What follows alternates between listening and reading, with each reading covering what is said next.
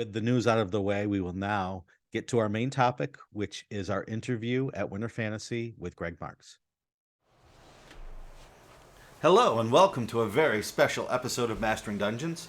I'm Shawn Merwin, here with my well-traveled co-host, Teos Abadia. Hey, Hello, Teos. Shawn. How are you? I am doing fine. I am exhausted. It is late on Thursday night here at Winter Fantasy, where we are getting our game on as we have not done in quite a while. Yeah, I think we're a little unused to this level of gameitude.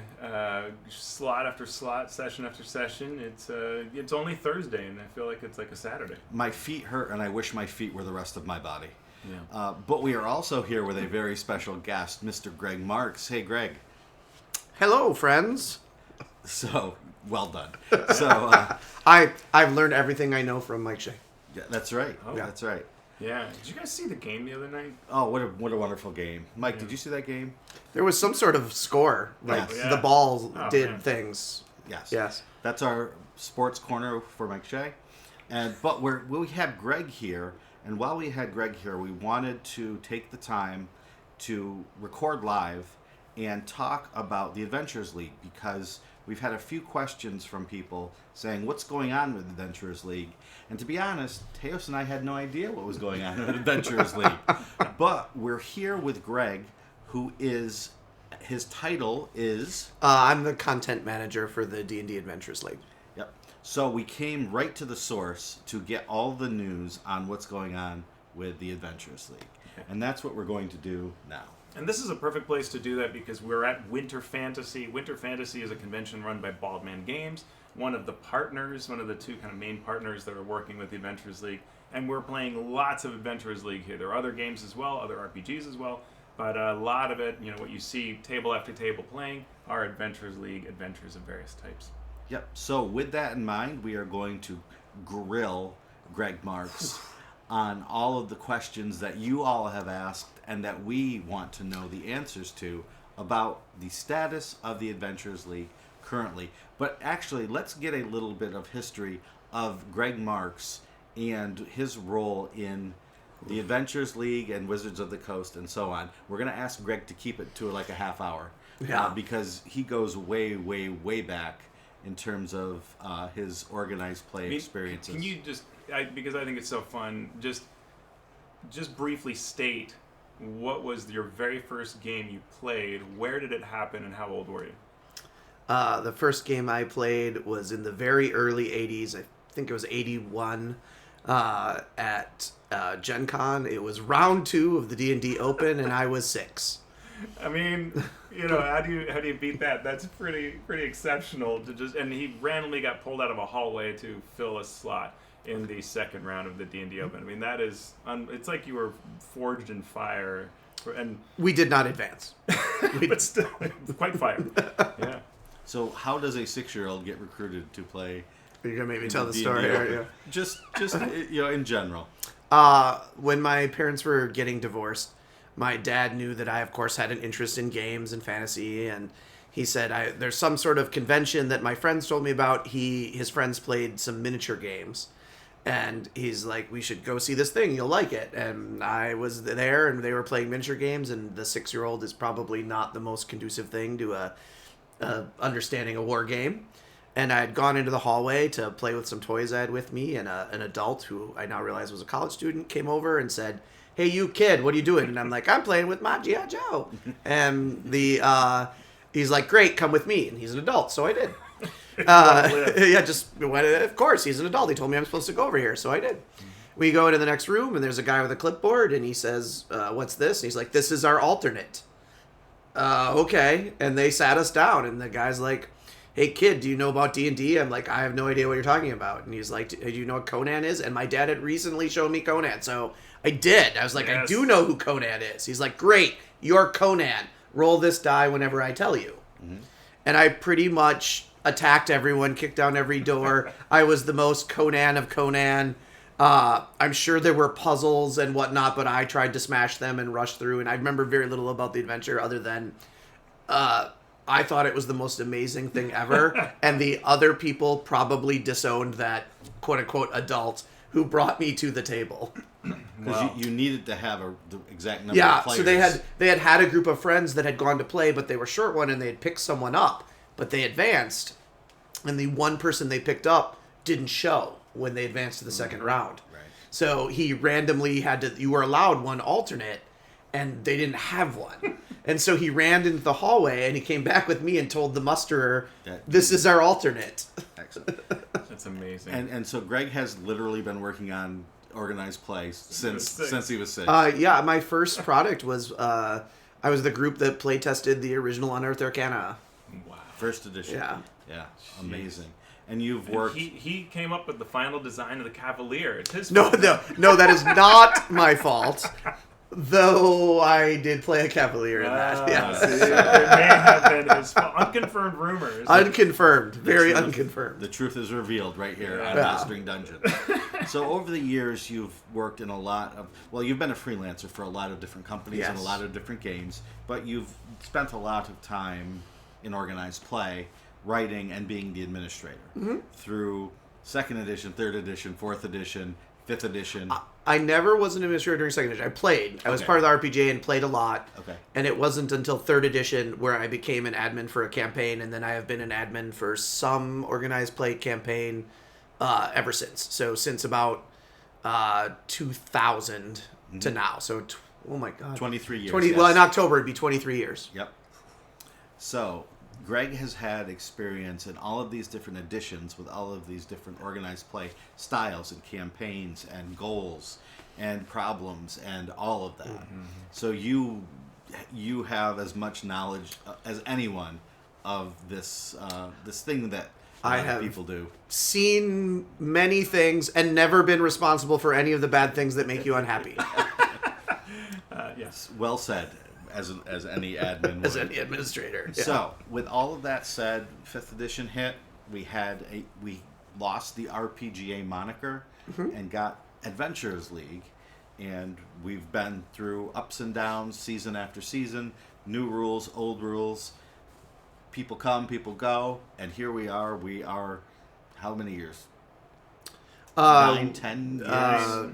Yeah, about 9 years of Adventures about League. 9 years roughly. Yep. And where does Adventurers League stand now?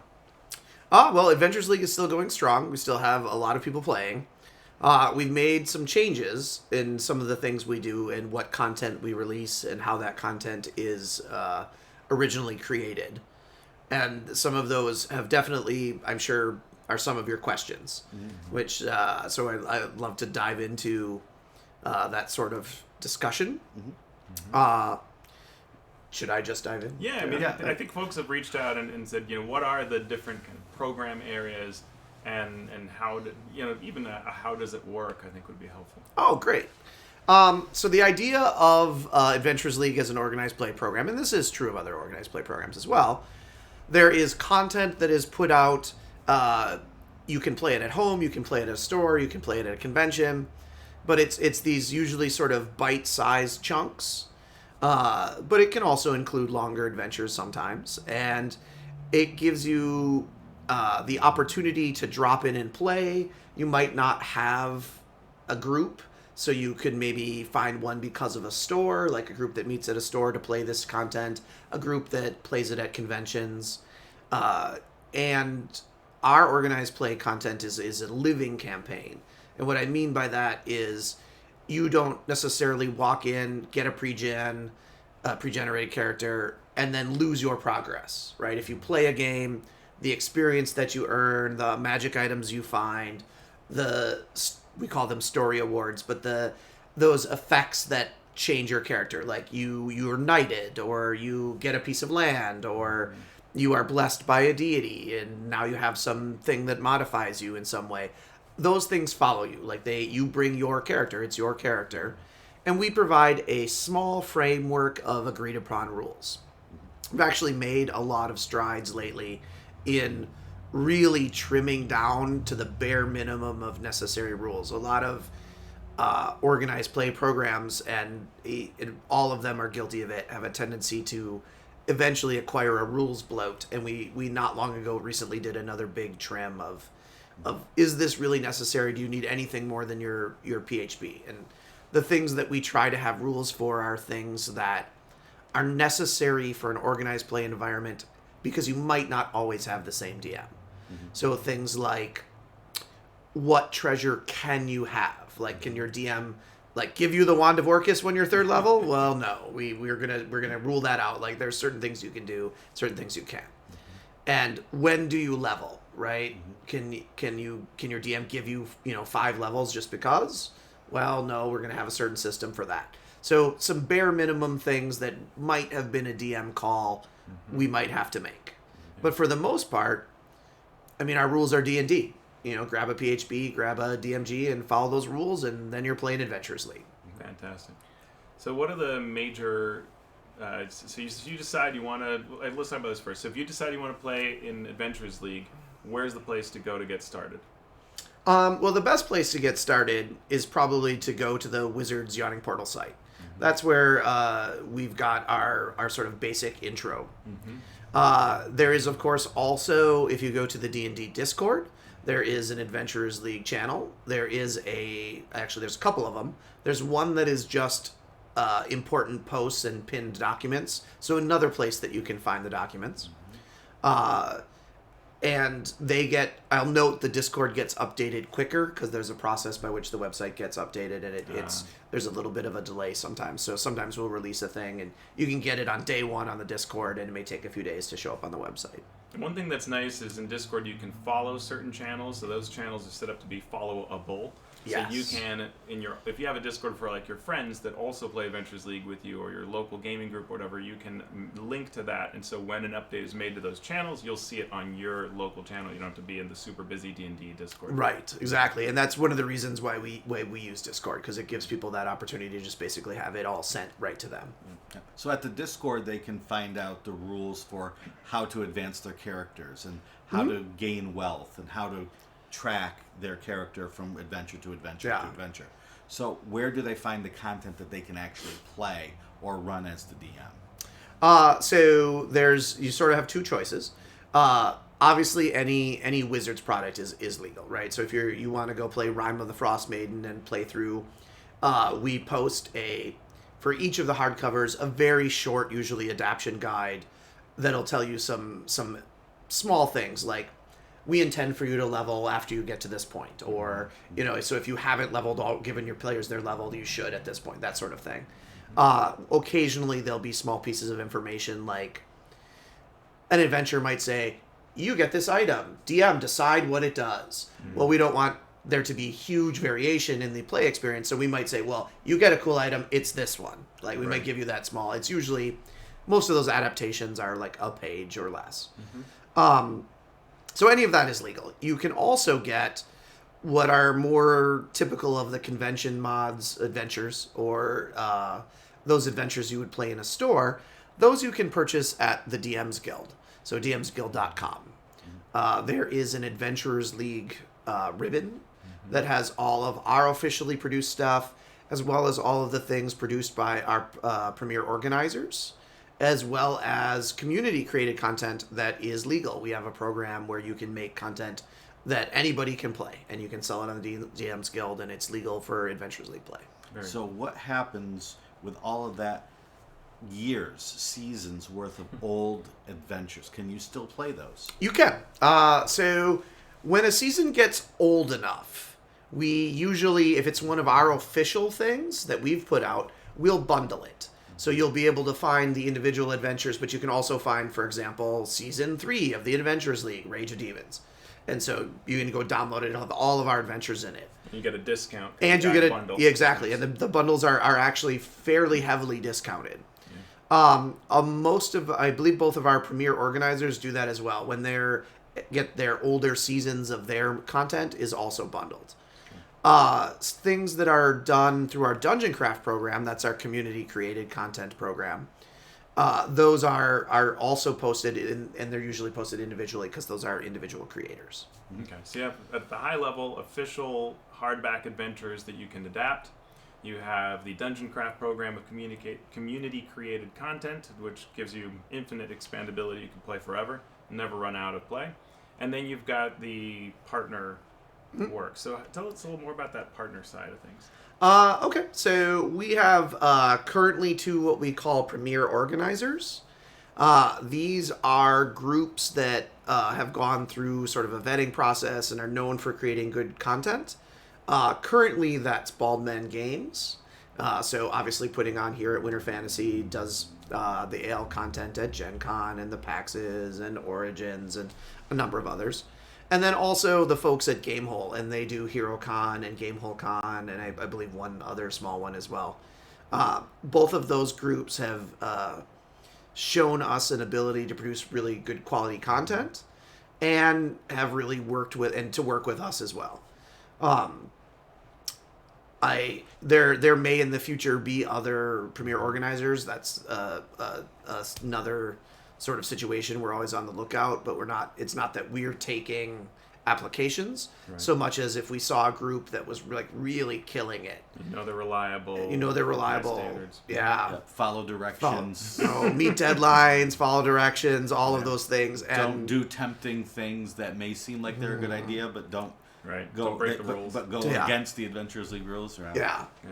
Especially now where we have so few rules now. We really cut back, and it's not that hard to follow them. So. Yeah.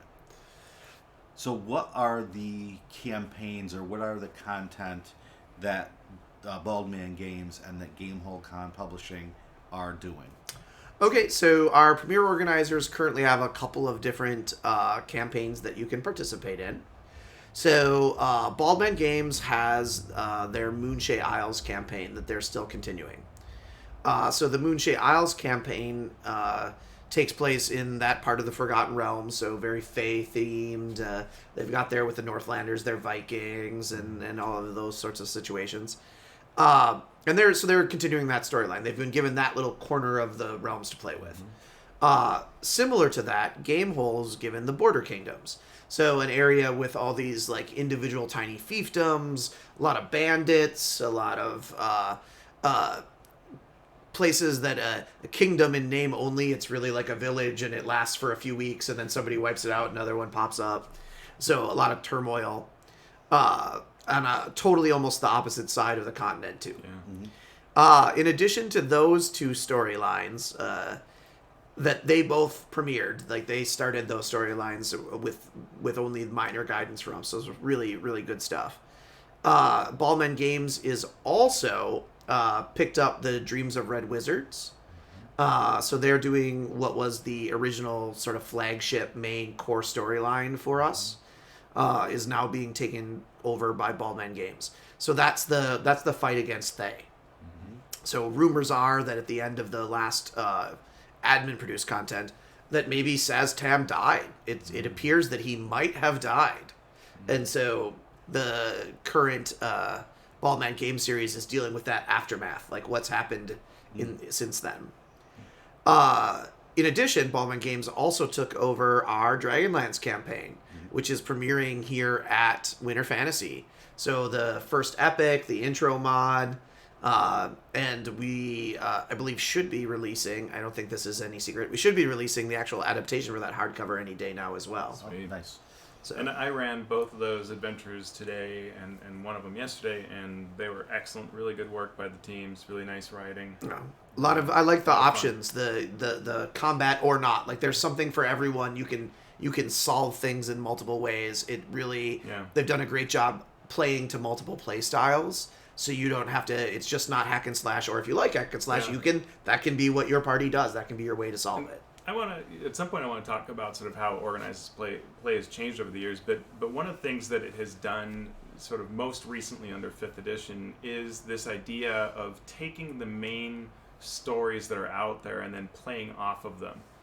You can, of course, as was said, you can play the actual hardback adventure, but you also have some representation of the rules. So with Dragonlance, the intro adventure, which is just 2 hours, also has a neat way of sort of introducing you to things like the return of the gods and that concept and how that might feel or how war might come to you. And so it actually, one of the things I've really enjoyed with these Adventures League seasons is you can almost use them as you can use them to enrich your official adventure run, either expanding it or modifying it, and that's really cool. in the Dragonlance hardcover, there are several little intro mini. They're like half a page. Here is a way you might bring in someone who wants to be a cleric. Here's a way you might bring in someone who wants to be a knight or a wizard or whatever. And they definitely have like some advantages. They're very tailored to that that character. I like this intro really gives you the opportunity for a unifying reason. Like, this is the reason the whole party is getting involved in the war together, and why you might be a unit that's going to work together. Like, you are this adventuring band that has this motivation because you are picked to do the particular thing that happens in the adventure. And I think that will help your party really be a little bit more cohesive. Speaking of that party cohesiveness, I've got a request for your almighty powers. Limitless powers. I am a doctor, so yeah, that too. So Spelljammer Academy was awesome. It was available free for a while. It was. Now, if you didn't get it, you can't get it. That is true. And I think that should reappear in some way. I don't care if it's like an Extra Life fundraiser or if it's a thing that people buy on D&D Beyond, but it should not be not available. So an interesting thing. So I can say this is a decision above me. So I could kick it up the chain. With your limitless but I do powers. not. It's not a thing I could make available today. No, sure. But let me give you an example of something that did happen with some prodding. And actually, I believe it was one of the other admins, Tony Winslow Brill, who came up with this idea. But we do a thing called Liar's Night to celebrate Halloween. Mm-hmm. And Tony kind of noted that we have put out that sort of content every Halloween where it's only available for a short time around Halloween. And she said, what about for this Liar's Night? We make a package deal. And it has everything in it from previous years. Right. So could that ever happen? It's a thing I would support and would suggest. Whether I could actually ever make that happen, I could never promise that. But maybe if we ever see another Spelljammer book, you'll see it pop out again. That these days, Wizards will respond to anything you ask of them. At least we're at 100% so far. So in the last several hours. Yes. So just request it. The other request I have for your limitless powers, this is not at all a personal request, but there's this adventure written, Cloud Giant's Bargain, which I often get emails about. How do I get that legally? And my answer is you have to buy it off of eBay. That's another one where I think just put that puppy as a free PDF. I do wonder about that because wasn't that also partially a deal with was it Phantom or who was the other business that did the event? I have no idea how those. So I don't know the ownership of that. I don't have limitless power. Because I know obviously Wizards was involved and we arranged that and you may or may not have had some small hand in making it happen. Yeah. But I also know it was for that. Yes, he wrote it. It was for that particular event. Yeah. And so I don't know if there were any deals or not that would preclude that or not. Ooh, all right. Well, I'm excited. Another thing I would love to, I will bring it up sometime with other folks. Please, thank you. No flump related request. Well, I loved your flump work, by the way. I mean, I have to say that. I hope you have played Under Mountain the Musical. So I haven't played it. Oh my goodness! I know. I know what we should do during one of our slots. Let's do it. If you have not played Under Mountain the Musical, that is part of the. What is it? Minx and Booze, Stuff and Junk, or whatever it was called. I don't even remember anymore. Minsk and Blues, miscellany. I don't even. I mean, I wrote it. And I don't even remember. Is that the same one where you had the cleric? Yes. It was a April Fool's product. Any award-winning April Fool's product that I included a AL legal adventure called Under Mountain the Musical and heavily features flumps. Yeah, and you can play a cleric subclass that is all with the flump domain. It is fantastic. Yeah, the flump domain. It's good work. So is there anything else that you want people out there who may be interested in Adventurers League or may have played in the past and want to get back into it? Any suggestions you have for them to sort of catch up, to get more involved, to understand what's been happening? So I think I would point out two or three things. And I think the first thing is as we've both come together, like I know you because of the RPGA and similar things. Yeah. That there are so many relationships, and I think that's what Adventurers League is about the building these relationships over role-playing games that we all love, right? That is why you want to do it. And you are going to meet all kinds of people. And some people will be your cup of tea and some won't, and that's okay. It's just like real life, right? And gives you a way to meet the people you click with, gives you a way to potentially find that group. You don't have a group? Great. Go on down to your local store. Do you guys run Adventures League? Can I play? I'm going to try this DM out. I'll try that DM out. And that gives you the chance to sort of find that group. But it also makes you a better player and a better DM. Because I can't say this enough. If you run games for hundreds of different people, you will learn skills to adapt to different ways of play and really help people want to, have a good time. When you embrace that, we're all here to have a good time and you have a different version of a good time than I may be used to. So I'm going to bend a little bit and make that happen. And now you have another idea for the next time you run. Mm-hmm. Or maybe you're playing and you see the way a DM does something and you're like, oh man, that was brilliant. I'm going to do that too. Like I'm going to incorporate that into my game. That exposure is the best thing about Adventures League. Yeah. That's great. Yeah. Yeah, that's good. Community and that learning angle. Just today, I was going to run an adventure, and they didn't need me to run it that slot.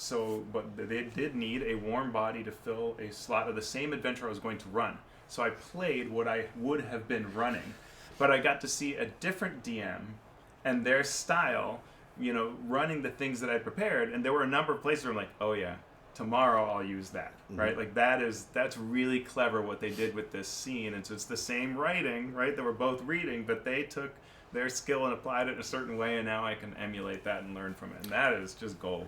And did you see any particularly interesting characters at that table or interesting portrayals? Oh, yeah, there's always the player character concepts are just so amazing what people come up with, and I've got many over the years that they live permanently in my brain, rent free, supplying me with ideas and fodder for NPCs, for PCs. The musical group Cheap Trick got its name from watching a group called Slade, who used every cheap trick in the book at their concerts to get the fans involved. That's where the name Cheap Trick comes from. It's the same thing for DMing, right? You learn every trick in the book when you see other DMs doing those things. But if you can't play in person, we've got you covered online as well, I believe. Good point. Oh, yeah. So tell us about that. D&D Virtual Play Weekends, once a month. Baldman Games hosts a virtual weekend. So whether it's via Zoom or Discord or Roll20, they've got a bunch of different DMs doing different kinds of interfaces. You can play with people from all over the world. In addition to games in English, there's games in Spanish. I believe there was some games in Russian. Was there a couple of games in Portuguese as well? There were, though I got to say, I think that there's a strong contingent in Brazil that's running games. It has been really hard to get the Spanish games going. Yeah. And I think it's that the Ballman Games team has been just busy enough to kind of prevent this from... Because I know there are a number of DMs who are ready to run, but the organization has never moved forward beyond us running it a couple times. So. Okay. But still, a great opportunity. Try. It's like a growing area of interest. And even that, I've run a couple of games over some of those virtual weekends, and I've sat down with two people that were American, a Canadian, somebody that was in Britain. I had two people from Portugal. Yeah. I've definitely run a couple people from Russia. There have definitely been people from all over the world, and you want to talk about getting to see different play styles. Yeah. Get a chance to play with some people from a different country, right? And see things that'll open your eyes to new opportunities, right? Mm-hmm. And if nothing else, you can just show up for one game, right? You get to, on Saturday, I got time this afternoon. I'm going to drop by one of the virtual games and get put into a room and, play a quick afternoon game of D&D. And it's worth stating that a lot of the official conventions are now charging a significant amount more than they used to, say, 10 years ago at a convention, right? It used to, for a long time, and I kind of complained about this. I said, tickets have been $3 or $4 forever. and you're offering an incredible value, say, compared to a movie ticket, right? Yep. I'm playing for 4 hours, and I'm paying, less than for this, bag of snacks that I'm holding and eating at the table. And in fact, the prices have started going up, and while that may seem difficult for some to deal with, the reality is, it is a really good value for what you're getting. And something else has changed, which is that DMs are getting paid to now run this, where it used to be an all-volunteer system. People had just absorbed a lot of money to run games for people. Now they get compensated, including on the virtual weekends. So you can become a DM. You can, I don't know if you want Right. to So when you that. think about, so the virtual play tickets, obviously there's a paid ticket, and they're not as much as an in-person convention ticket, but it is a cost. But that money then largely goes back to paying the DM, right? So the DMs are being compensated for their time, right? They have their Roll20 and D&D Beyond subscriptions and all their other costs, right? Then that's defraying, and their time is valuable, right? You want to have a good time, and I will note one of the things that really attracted me to Baldman Games is Dave Christ, who runs it. Like, he keeps track of reviews of DMs, right? And if a DM is getting consistently poor reviews, like, that'll start with intervention of, like, how can we help you? Like, what do you need to be doing a better job? So, like, that education aspect. And if it's something like they're getting a poor review because of their language or something, like maybe they're just not right for us. Maybe they're just not family friendly, and that's okay, right? Like, they can go play with their home group and still play D&D. There's no reason they can't. But we try to make sure that, especially for all the virtual play weekends and our conventions, that everything's a more family friendly, PG sort of environment. Yeah, and that it's very welcome and fair.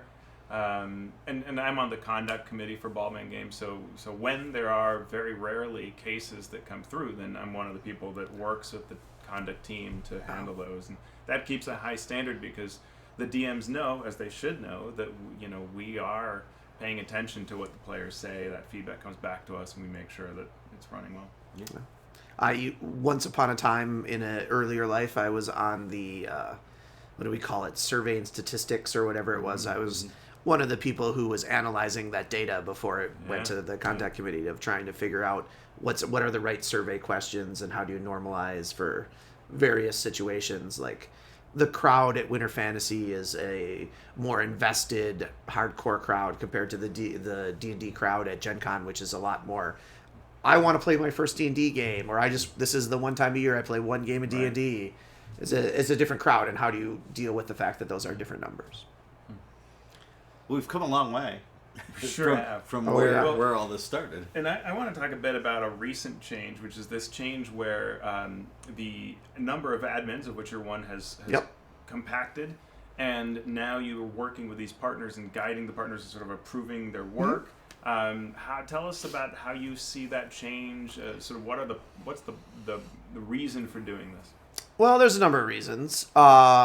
So you may have noticed the last year or so of content that the admins were putting out had really escalated, like both in quality and quantity. And so it was taking up a lot more resources, not just the admins, but also at Wizards. And in some ways that was good, but also at the same time we had these premier organizers who were also putting out really good content. And so we made the decision that we might be able to do more, right? Put out more things if we work together, right? Rather than sort of working in our own separate silos.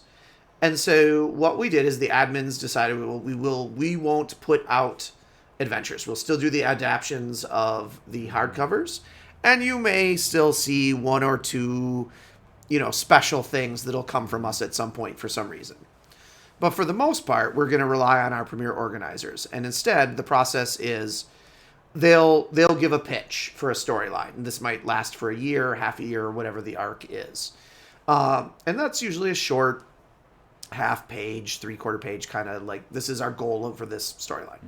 I'll look at it, make a suggestion or two, might kick something back up to other folks at Wizards, and then they'll give me what we call like an expanded outline. So it's usually an outline that's probably a typed 3 to 4 pages per adventure for every adventure in the series. And that's the key. Because a lot of people are used to write one, then write the second, then write the third, with no thought of how they're going to be connected or very little thought. And so we're really trying to build those story connections so that if you are an invested continual player, you'll see how it connects. But at the same time, make sure that if you're a drop-in player, that one adventure is a contained story and you get your whole D&D experience. Right. True. So I'll make comments on those, and once we work that out, hash those out, then they write all of them. And they don't come back to us. So they do the editing, they do the layout. Okay. No, sensitivity reading, layout, and editing all goes through people they've hired. Now, interestingly enough, the contractors that the admins were using, they were all basically largely picked up, and they are the same people who are still doing the editing, the layout, the sensitivity reading. So those folks didn't lose any jobs. They just sort of shifted as to who is in charge. Great. So, I mean, I have in general, like, this is a change that's happened. Yep. And it's a pretty big change in terms of the organization of it and how how Wizards is running its organized play program. And just looking back, right, like, there have been decades of organized play. What do you see as sort of major changes during that time in the approach that Wizards and D&D have taken towards organized play? Well, it always goes in cycles. Organized play as business needs change, right? Like, why do we have an organized play? And we've been fortunate that TSR and then Wizards always thought that having organized play was a good idea. And you can't say that about everybody's favorite role-playing games, whatever they might be. And so, that said, they're still paying, so you have to meet whatever the goals are. And so sometimes it's recruitment, sometimes it's let's get more adventure content out there because we're writing a lot of rule books. It could be, whatever the need is that they want at the time. And it goes in those cycles, right? Like, hey, let's put out just a few adventures really aimed at low level to bring new people in. Hey, let's put out a really heavy, really deep, convoluted story for those really invested players that want something more than we've put out. Right, like they're a smaller audience, so let's cater something to them that wouldn't be as expensive as a hardcover. Yeah. All of those different things, and it changes. And the idea of having premier organizers is new. Like, I don't think we've ever really done that before, where we hired groups. I mean, people would write things sometimes in the old RPGA, like maybe there'd be a convention that was, traditionally always wrote one adventure and got it approved and whatnot.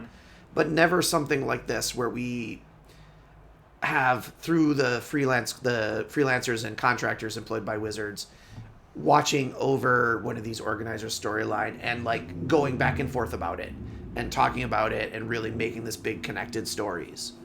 Yeah, and I think that's a change that's been really nice for the hobby, because in the past you would certainly have people who would write for organized play, and they may or may not go on to write something else for anybody, Wizards or some other group, because it was sort of, things were more disconnected. But in today's connected world, when you write a D&D adventure for organized play, that often leads to many other opportunities because you've had to meet a number of people just to do that process, right? Totally. Yeah. The process of working for Wizards directly and the process for writing for organized play sometimes is very disconnected, and sometimes it's practically the same.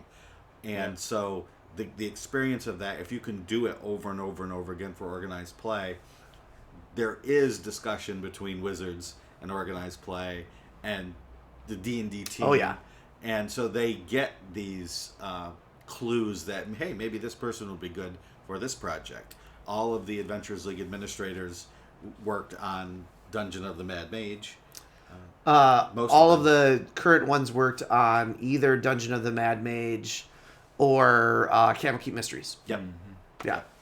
And I mean, I know, like, the two of you, for example, working previously on different organized play campaigns, like in Acquisitions Incorporated.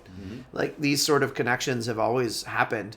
I have written something for, I think, every edition practically of D&D since third because of it, right? Like there's yeah. always, I've worked on some book somewhere in some capacity because of it. And a lot of other people have gone on to other things because of it as well, right? Our friend Rich Lescafleur in Alligator Alley now, right? Like he's still doing some of the layout while doing his own Esper Genesis things. Yeah. And some people will pop in. Scott Gray, amazing editor and developer, like out of this world, has done some of the AL editing, right? Like this is someone who's editing your hardcovers, Right. and he popped in and did a couple of seasons, right? And they're all the better for it, right? Right.